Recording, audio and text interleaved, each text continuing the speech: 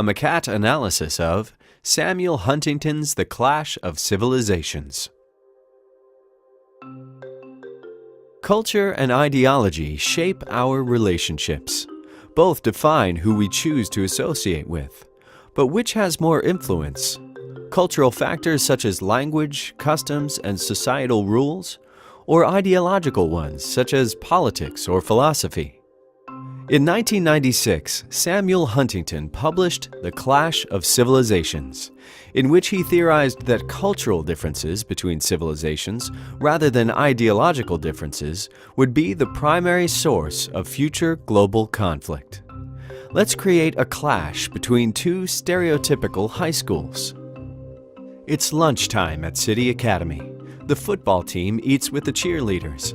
The nerds are playing cards, the popular kids are playing guitar, and the art club are reading poetry to each other. These different groups aren't mixing, and they aren't really keen to either.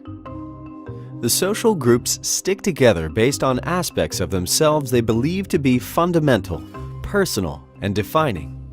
Civilizations share history, religion, language, and other important cultural touchstones. There is an easily identifiable us and them, both in global politics and in the lunchroom. School's out, and the cliques from City Academy are mixing easily with the cliques from Hill High School across the road. The football teams play a match, the nerds compare math notes, the guitar circle has doubled in size, and the art club have formed a poetry group.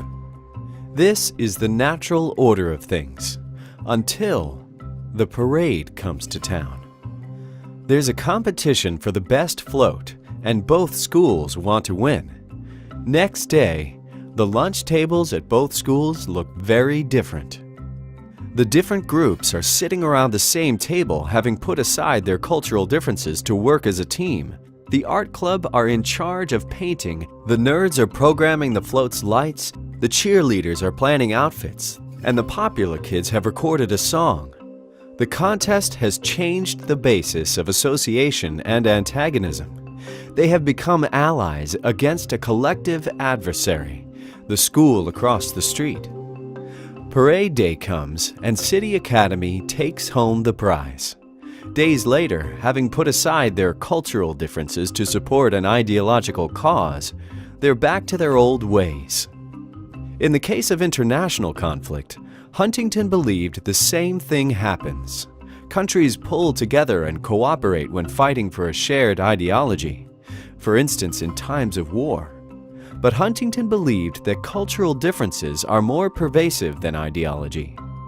He thought that cultural separations persist, and therefore these differences will be a perpetual source of recurring conflict.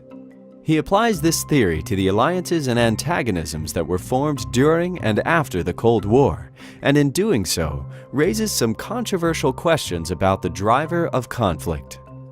A more detailed examination can be found in the Macat analysis.